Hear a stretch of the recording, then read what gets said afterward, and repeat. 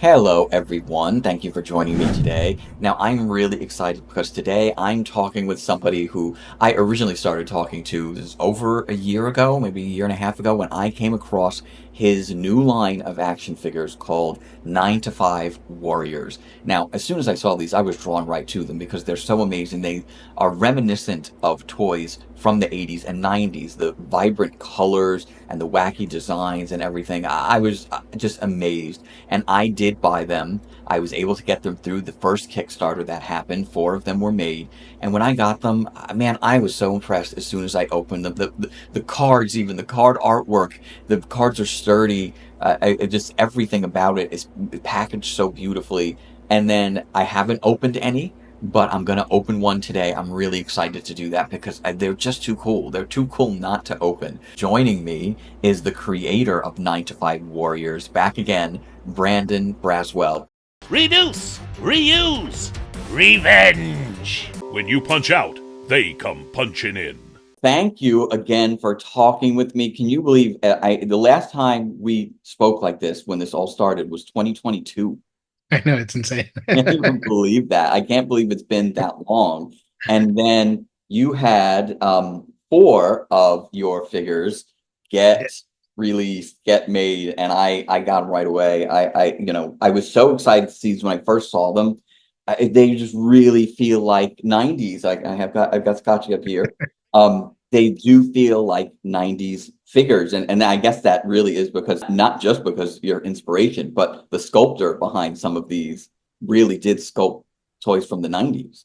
Absolutely, yeah. It's like a mix of both because there's like looking at what I felt made 90s toys. There's such little tiny intricacies, and then hiring Scott, who did pretty much it was 50-50 at one point where he sculpted five of the characters and the other sculptor basically did five as well.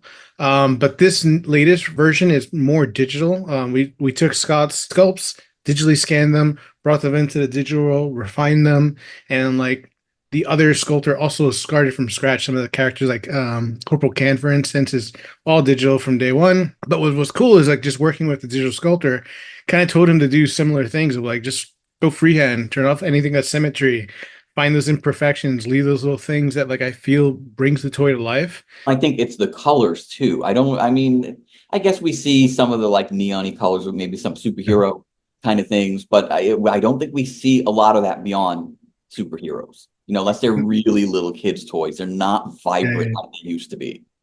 100%. The colors are what brings them to life, I think. And you mix that with the characters, the uniqueness of the shapes. I mean, it's a lot going on, and that's what's interesting to me. I'm still taking it all in. It's like it's cool to see them in different people's collections, and like a lot of my collectors are retro collectors like myself, and it fits right into their collection. Was that a difficult process for you to actually pick the colors when you were looking at characters? Did it come very easily? I worked with the original character creator. Hired a random guy off of Craigslist so many years ago, like 2012, and he chose the colors, and I kind of won with it. I made notes and adjustments. Like the original pitch had obviously some, call to actions and like specifics, but basically I stuck with what the blueprints that he gave me like 12 years ago at this point. I gotta say, there's still people now who are like just getting them, or even maybe they're just ordering them, and it just seems like the reactions to all of them are really, really positive. I've been blessed, man. Yeah, honestly, there hasn't really been any. I mean, I haven't gotten any bad feedback, which maybe sometimes that's worse. Sometimes I'm like question like, do they like it? I don't know, but like everyone's that I've heard from has been always a positive experience. And my love is like when they like tell me like, oh my God, my kid's like playing with it. Like that's what's a shocker to me, or at least to them, It's like my kids don't usually pay for toys, and they love these guys. They love the chips guy. They love the tapes guy. The things that they can recognize and that they're playing with straight away. So like that's been the most satisfaction to me. Like, yes, I love that the fans like them, but like this was always originally made for kids. Right. And made for like the generation growing up today. I felt like there just wasn't anything for them. I walked into like a toy store. This is how it all started, walked into the toy store. I was hit with nostalgia. Like, oh my God, I forgot about that. All of this. And I wanted to create like that future nostalgia for the kids growing up. Like I don't just walk into Target and Walmart and anywhere else. Like I just see re-releases of what we had. And it's kind of mind-boggling because they don't have the content to go with it. They don't have the Saturday morning cartoons. They don't have the TV shows. They don't have anything, not even comics, you know? And I think we're in this now with the indie toy lines. I see it like people are experimenting. And the fact that we can create anything and like crowdsource it and like you see if the fans want it, you're putting out like new fresh ideas, which some of them are homages, some of them are like just straight originals. And like that's what's cool is that it's kind of like that golden age now. Like I felt like in the 80s and 90s, obviously, like there was no, algorithms or trends or anything to kind of follow. It was just making what you felt was cool. Like my biggest hurdle is marketing, getting the word out there. So like things like this is super appreciative. Originally, when I launched with Big Bad Toy Store, I had 10 of them, which I knew was a huge feat. Just like I needed 5,000 sales to make all of them happen. It kind of was like an experiment to see like I have 10 characters. I don't know which one's a real winner and a loser, And to my surprise, all the sales are practically consistent. There was, maybe a dozen or two from the highest sold to the least sold. And that to me just said like, okay, there's really strong characters here. Like keep pursuing, just refine. I did catch some feedback, some characters got redesigned completely and some of them just like little touches to make them feel part of the world. The Kickstarter is now live, and you are doing the rest of the figures, some which are in a stretch goal. So which are the ones that are coming all together in the pledge? So if we reach to 45K and get into production, the 4 that will be done is Lieutenant Led, number 2, Brigadier Bouncy, and Sergeant Spore. So that is one like really exciting wave just on its own. Like really excited to get the brothers out there, the Lieutenant Led in number 2. Spore, who's been like one of my absolute favorites from the for 2 years now. Like I'm like dying to make him already. I'm excited to get him out there, and then Brigadier Bouncy, who's brand new sculpt. I don't think I have him here. Just a prototype, but no arms because I've just been tossing him around. But this one, I'm like super excited to get him too. Ideally, the material will be bouncy and like have a really good bounce to it. I reshaped them. Like it just feels awesome in your hand. Like half the time I'm sitting here and you're also just like throwing it around like a stress ball. So I'm excited about that. So when you decided to redesign some of these, what made you do that? What made you go back and look and say, hey, I have the opportunity to do this and make these even better? Well, everything has always been a work in progress. Like everything's still finite, so it's really hard. Like I'm already spending a lot on the prototyping, I'm spending a lot on the marketing, I'm spending a lot on the art, spending a lot on like all these little things that just take away. So when Scott originally did this is the original Bouncy. I still love the premise and I get where he was going, but this was hand sculpted and it was very like this is a massive feat. So this is in that time, like this is where digital really comes in and look how sharp those lines are compared to this. So like some of the feedback was that he just didn't come off as a rubber band ball. And so honestly, it's just I took that. I'm like I agree with you because I see it in my hands. Like he's holding it as he sculpts it. So it's like it's kind of softening as he goes along. As the creator, like I knew I wanted to tweak it. And it's one of those things like even as these go forward, all the current models, even if they go forward, I'm still going to refine it and make it perfect. Like there's things that I still see. It's like when you're editing a video or something like that, you're like, only you really know the mistakes that the average person watching it probably aren't going to catch it. For me, I still see a lot of tweaks that I want to make along the way to make the perfect toy, With the Kickstarter, it's 45,000 for the goal of the 4 figures. Yeah. Now there's more after that though. In terms of stretch goals. So what would be the goals after that? So basically everything is set $15,000 apart. So roughly the same pricing of tooling and production. A little less. I still always put in a little extra money, but after first 15,000, it's Special Sugar, your favorite. Can't wait to get her created as well, man. She also had a redesigned her face. Mainly because I want her to feel more cartoony, and the face that she currently had was based off of the appearance of the receptionist in the comic book and some artist sketches that I have. So her story is that in the story, Alan, the guy that created them all, he's like the board over over creative office worker stuck in a stiff office. He's the one that created these things, and he has his crush on this receptionist. So in the comic book, he's like doodling her face as he's daydreaming about her in the sugar, and it's kind of like alluding to like he that's why she looks like him because he like created that. Mhm. But obviously, without the TV show and without the story, and some of that gets kind of thrown off over the customer's head. So I just redesigned her to kind of look a little monstrous, and but she still has that feminine beauty. But just a little tweaks of make her fit more into the world. Yeah, I noticed that you had sent me the pictures, and I was like, gosh, now she really fits. Now she has that 80s, 90s female villain again, like I think Evelyn or something Yeah, like that. yeah, Like that's what she makes me like think about. So she really fit in. She had the green, all green eyes. Like she yeah, was yeah. a little more fitting in, even though she did before. It works even better for Her me. her facial expressions were a lot tinier on that little Mhm. body. So like Mhm. I don't have it here, but um it's just very small. So even though she has the tiny eyes, they weren't as expressionist. So now they're larger. Her face is like more evilly grin. It's just it works out a lot better. So those are the things that like I'm glad that I had the time to refine, Mhm. and also get that feedback. But yeah, as of now, this is where I feel like it's a really solid lineup. Everyone fits nicely together. They look awesome together. When I finally do have all the prototypes painted and everything, like they've been awesome to just wow, this is actually happening.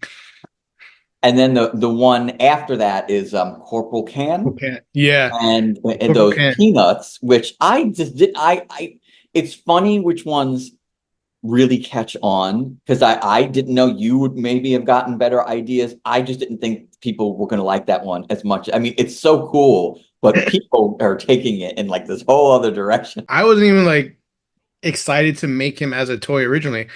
When I started this whole thing, it started as like again with around the story, and I felt his story and the character was so fun and creative, but it was always in the back of my mind kind of like a worry, like what is the toy gonna actually look like?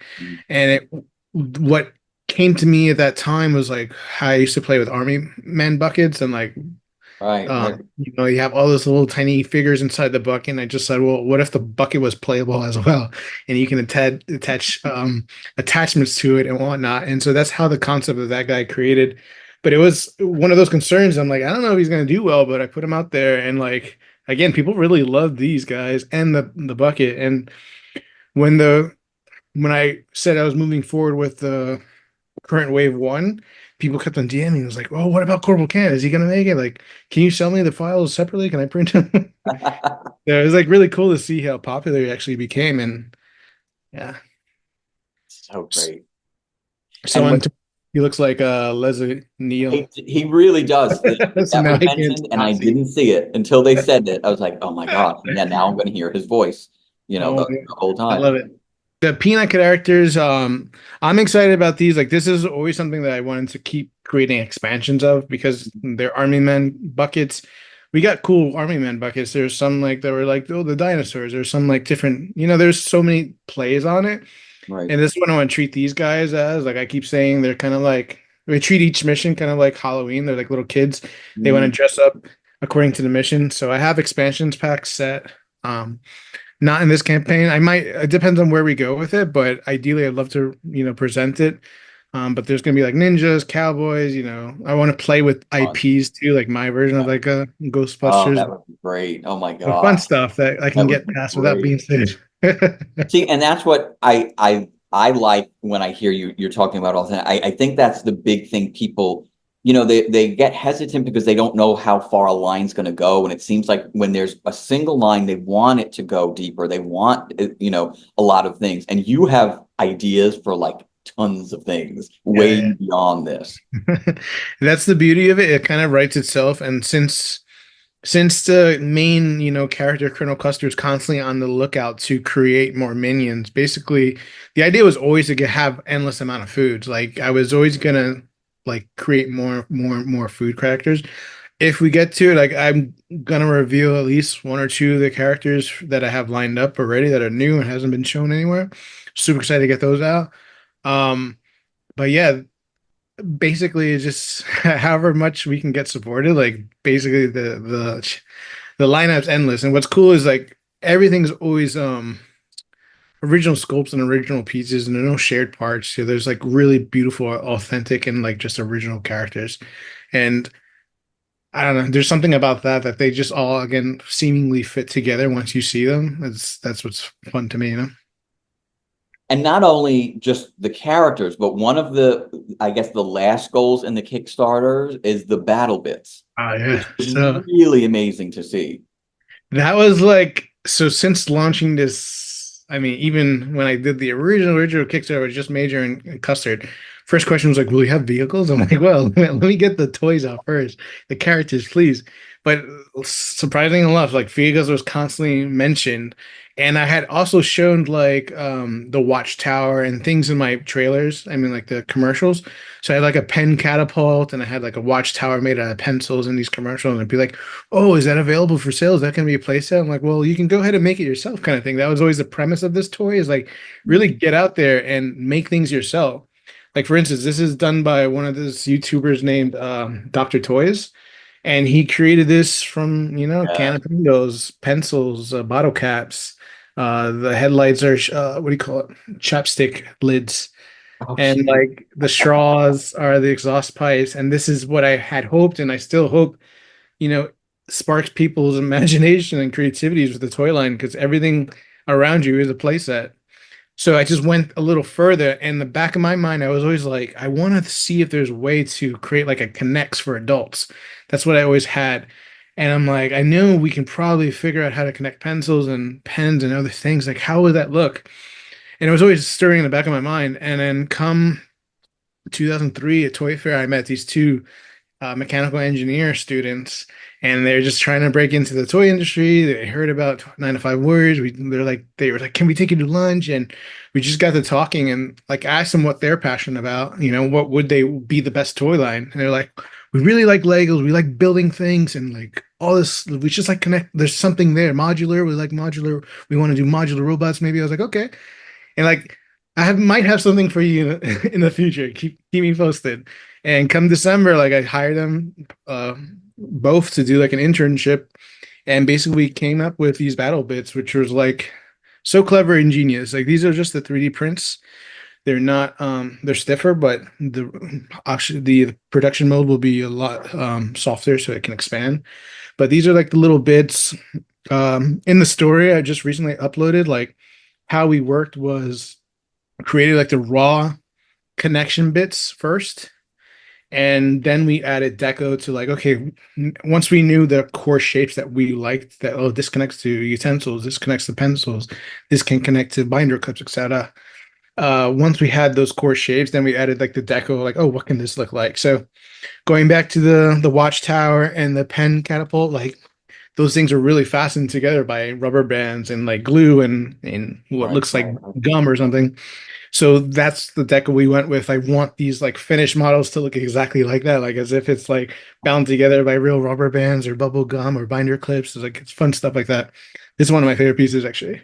This like acts as a stand, so it's like a wad of paper, and there's a suction cup on the bottom, so like you can literally build vertical and you can just go straight down. Yeah, see, that's amazing. That was not something I was expecting. So when I saw that on the Kickstarter, I was like, "Oh my gosh, people are going to really like this." And what I think people like, to hear too, is that the creator is listening. You're listening to feedback. You're taking into account what people want. Yeah, I mean, I always wanted it too. Like, I still want to make a traditional vehicle, like that's like this, for instance, like the Pringle car. Like, I would love to make this like a production ready thing to go.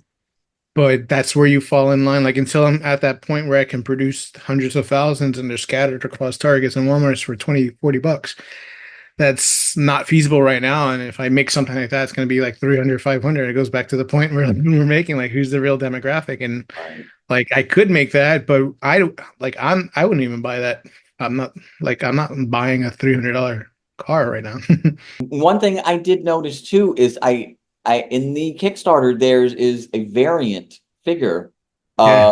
of Colonel Custard, which I thought looked really cool. He was the all green translucent Yeah. plastic. Yeah. So is that something that you want to do with other figures possibly? 100% yes, but like I just again, the more support, anything's possible. I already have also a couple variants that have all the original four. I'll send you photos, but I have a realistic major eraser, so he's pink, Mhm. has like actual pencil markings on him. He looks like he's rubbed like out real pencil markers and all these other Oh, that things, would be so like a cool. true pink Mr. Pink eraser. I have a chocolate covered Colonel Custard as well. I have a fiery hot Pringles variant as well. I have like Tech Sergeant Scotchy's like kind of like all decked out in black, so it's kind of like a Splinter Cell Mhm. variant. So I have all those like waiting, it's just kind of like I don't want to, I can't do all that with 45K, so I have to trickle that along as we keep going to help us get to the next stretch goals. But trust me, I'm excited, man. Like there's a lot on the docket. As long as there's the support and like I said, it's everything's endless. The neon green translucent, I would love to bring that to Commodore Christmas off as well. I think that would look really Oh, cool. yeah.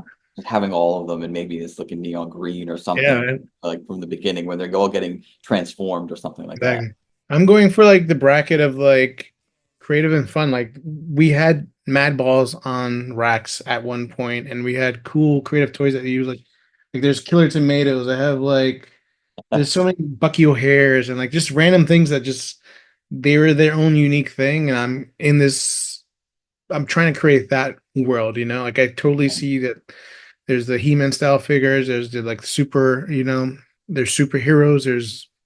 There's a lot of like you could see it could fit in the same vein, but there isn't really the wacky and the Right. oddball and the fun and the creative like that. That's at least the hole I'm trying to fill. Really quickly, what I wanted to do was I have been waiting to open one of these.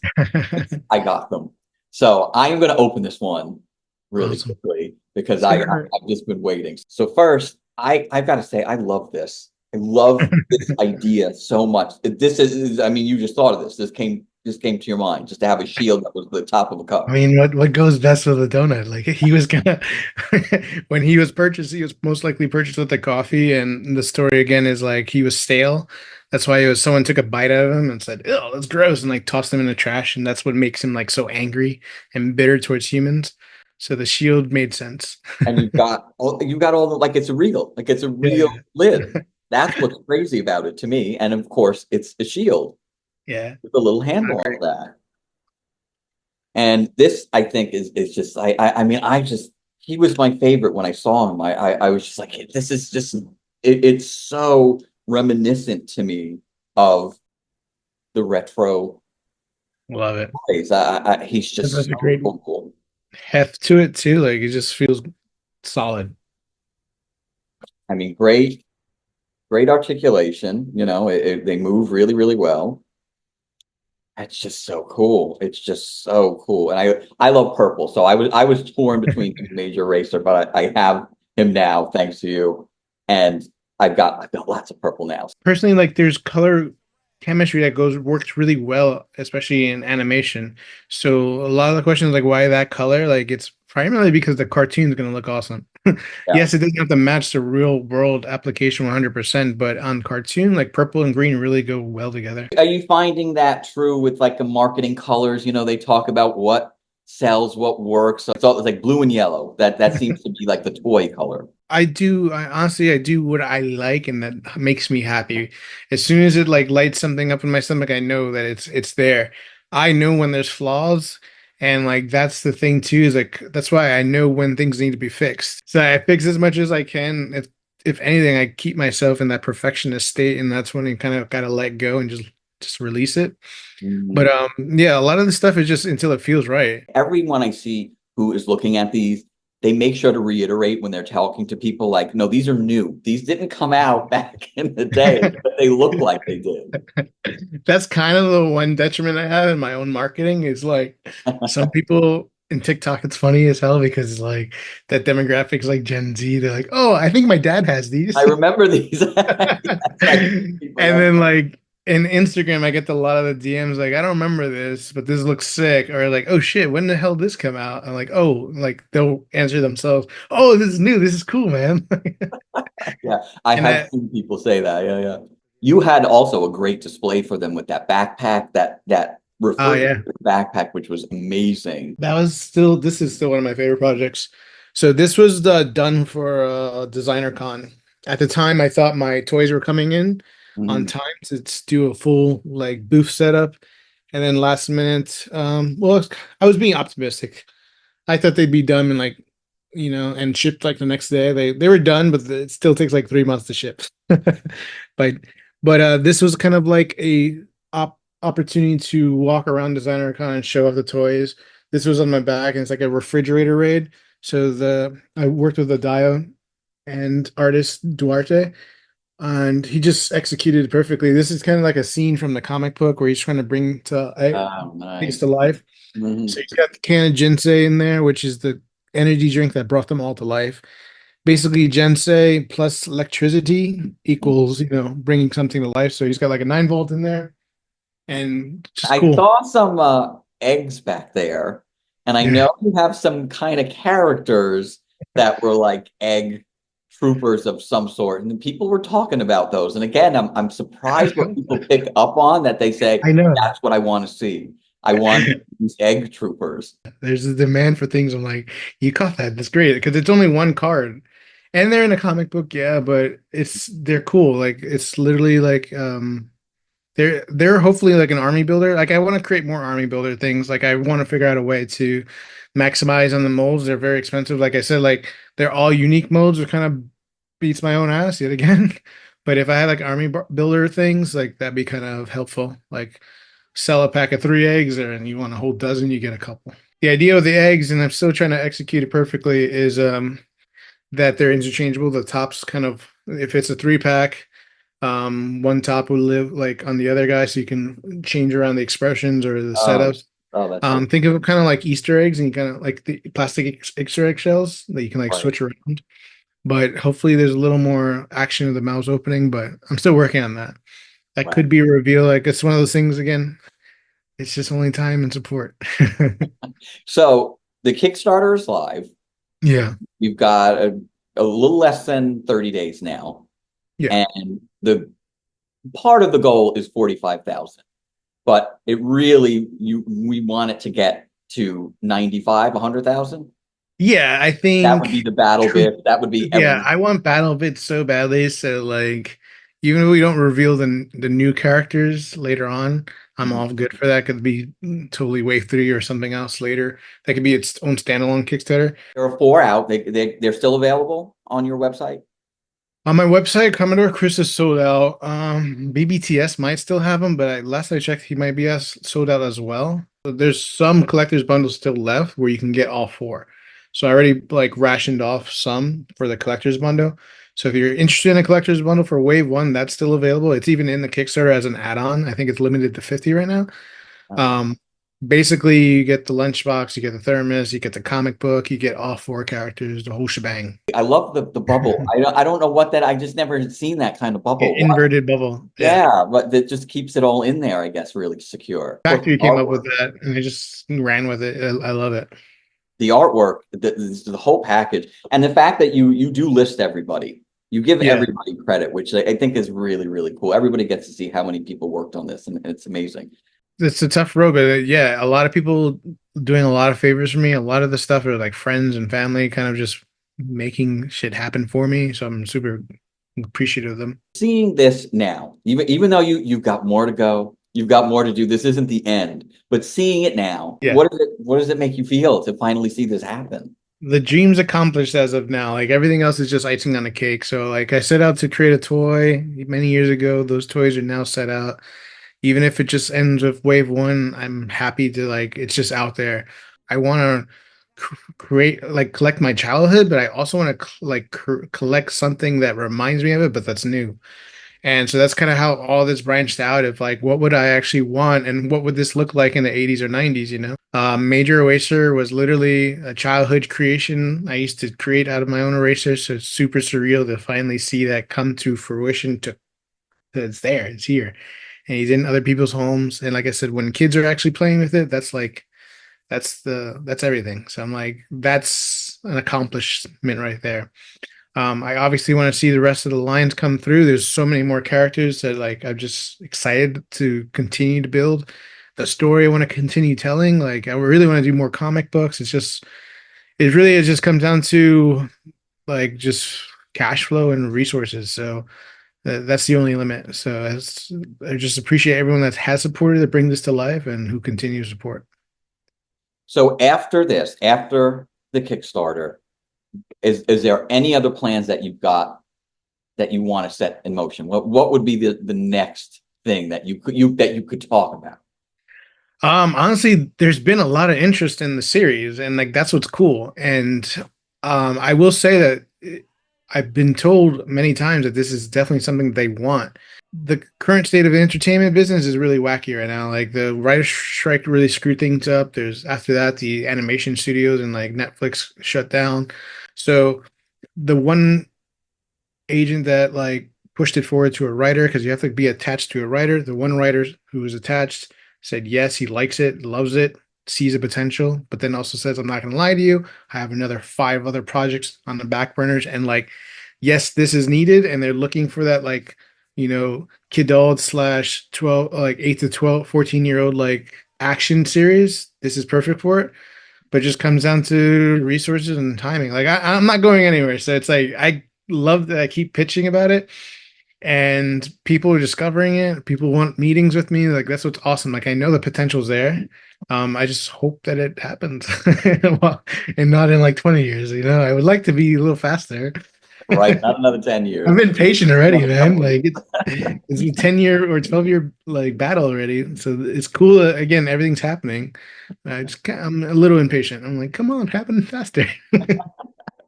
I mean, when I first saw these, I mean, now, way back December of 2022, I saw the potential immediately, and not only that, just in the designs and how they look, but you've got story, and that is so important. I think when that's what people are looking for. People are really looking for story. Yeah. When you have something they look as crazy as this, but there's an actual story. I think that really hits people. I think that really draws in a lot of interest. I think so too, and that's why I started with that, because otherwise it's just a plastic thing. And like I felt like that's what made the toy a toy. And it's the things that when we were growing up, we had like maybe a 30-minute block of TV. And think of those days, like they're really like we had the Saturday morning blocks, show would end, and that really was it. There's nothing else after. There wasn't like queuing of another thing. We were forced to go play with our imaginations and bring things to life. So the stories we absorbed and characters we learned about on screen, we totally took them off screen and into our own hands with the toys. And that's what I think the power is. And that's what I keep doubling down on. Well, thank you again for just talking about this. Like I said, I was captivated from the beginning, and I've always had faith in this. So I want to see it all happen. I want to see everything, more of these figures. I want to see the show. I want to see more comic books, everything. I thank you for being a day one supporter. This is awesome. Like, I don't know, I'm excited, man. Like I said, everything keeps moving at the speed it's meant to move. I'm just excited. Like wave 2 is going to be badass, and especially if it's created, like it's just going to keep improving it. Battle bits, man. You got to get those. We got to get the battle bits. It happens every day from 9 to